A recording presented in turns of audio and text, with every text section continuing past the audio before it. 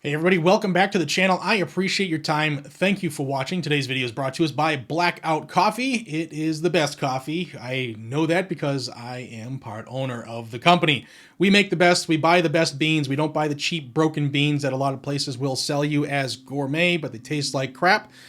We only buy the best. We control everything from roasting to grinding to flavoring to packaging to shipping. If you're not into coffee, we do loose leaf teas and hot chocolates as well. Tons of swag, including Guns and Gadgets shirts you can only find at blackoutcoffee.com/GNG. You can save 10% on all of your orders all year long with code GNG10. And we're currently running a sale on coffee pods or K-Cups. Punch in code SCARY22 and you'll save 22% off all of your K-Cups in your order. All right, I'm going to tell you about a lawsuit in Washington, D.C. in federal court that should have some more eyes on it, but it definitely has my eyes on it. I'm going to paint the picture of this lawsuit, tell you a little bit more about it, and then I want to hear your opinion on it. So I'm going to butcher the name. Sanu Millard. When he turned 21 years old in D.C., he decided he wanted a concealed carry permit because it's his right.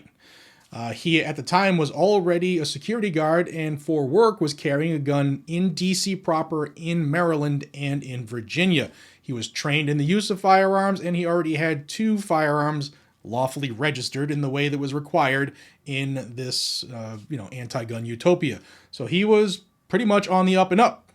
And he was caught off guard when the D.C. Metro PD denied his application for his concealed carry permit. Now, Millard had no criminal record, had never been arrested, and he lost his appeal as well. During the appeal, it was learned that Washington, D.C. Metro PD disqualified him because he had been involved in several domestic violence incidents.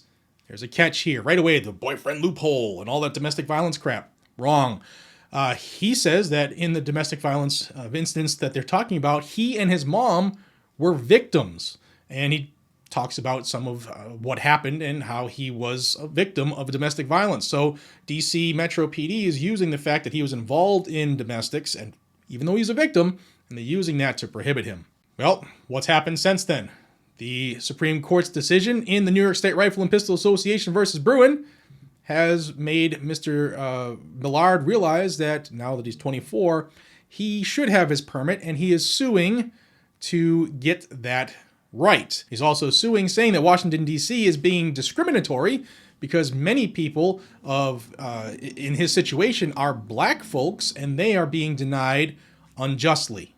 Now 24, Millard has sued the district, alleging that it discriminates against some people by denying them concealed carry licenses, and that many of these people are black men. The lawsuit said that D.C. police unreasonably refuse licenses to those with minor criminal convictions and arrests with no convictions, sometimes unfairly using their involvement in violent incidents against them. A spokesperson for the D.C. Metro Police referred questions to the D.C. Attorney General's office, and a spokeswoman there declined to comment on this litigation. They said there were about 3,200 concealed carry licenses approved last year, according to the D.C. Police, and around 600 of them were denied. Now, this lawsuit was filed in the U.S. District Court for the District of Columbia last month, and there are 2 other men joining Millard in this lawsuit, saying that they were denied unjustly for their permits as well. Now, I'll have links to this article down below as well. I forgot to mention that. But according to the suit, one man was denied a concealed carry license because he fired a gun in self-defense in a 2019 incident, though he was never charged. In another incident the next year, the suit said, the man did pick up charges, assault and battery with a dangerous weapon, and carrying a pistol without a license. However, the assault charge was dropped, and after the man pleaded guilty to a lesser weapons charge and completed community service, his case was dismissed and his plea was withdrawn. Now that brings into a scenario where I have admitted several times on this channel my thought process, my mind frame, my belief in this area has changed over the years. And that comes down to felons being federally prohibited. If the United States government, in all of their wisdom, says to somebody who is incarcerated that, you know what, you've done your time, you've paid your dues to society, we're going to put you back out into the community. Well, they should get everything that comes with being a part of the community, not just parts of it. And that's something that I admit, as I've gotten deeper and deeper into the Second Amendment realm over the last 15, 20 years, that my mind frame has changed on that. And I have several members of my family that fall into that bucket. And I believe if you've done your time, you're released, you should get all of your rights back. And that's what this lawsuit's saying as well.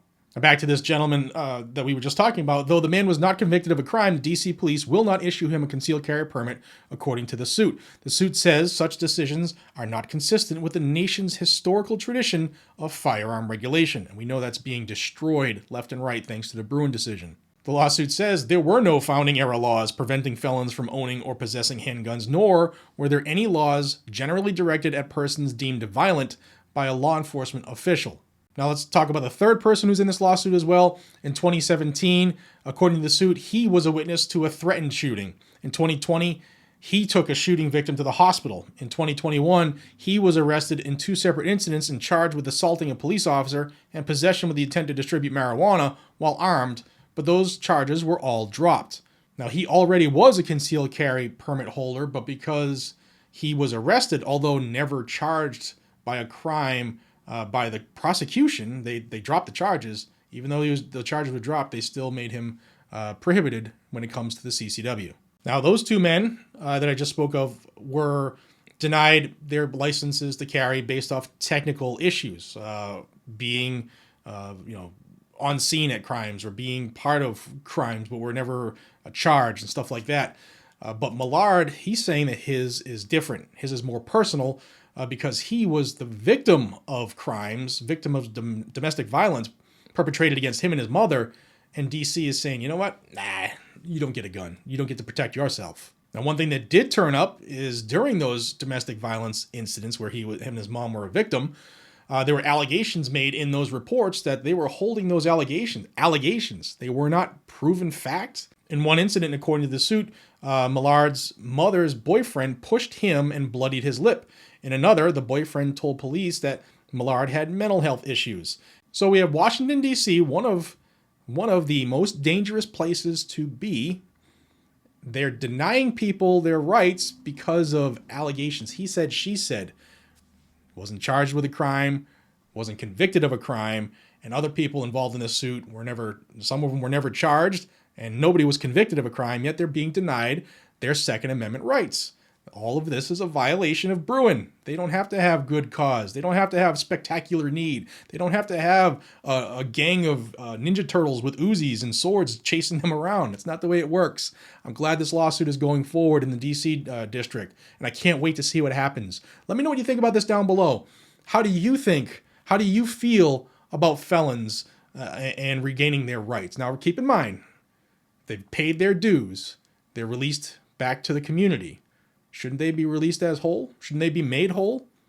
Now, there are other arguments for on the other side of the aisle, and I would love to hear them. Let's have a nice conversation. This is a large group of people here, over 550,000 of us now. Thank you, by the way. Let's have a fantastic conversation about this, and I hope this lawsuit destroys the D.C. Metro Police and their discriminatory way of issuing concealed carry permits. Let me know what you guys and gals think down below. I'd love to see the comments on this one. Check out blackoutcoffee.com/GNG to help not only myself, but an American company in America and some fantastic Americans who worked, even though they had every reason not to work after the hurricane. We came together as a team and we got the job done. And until we see each other again, be safe, stay vigilant, and carry a gun to keep you, your friends, your family, your community safe, because that's what it's all about. And it doesn't matter what DC Metro Police think or Marion Bowser, who is the mayor of the district. I just found out we have a friend in common. We have a really good friend in common. I wonder if I can get to her and have a conversation about the Second Amendment. We'll see. Y'all have a fantastic one. See you on the next one. Take care.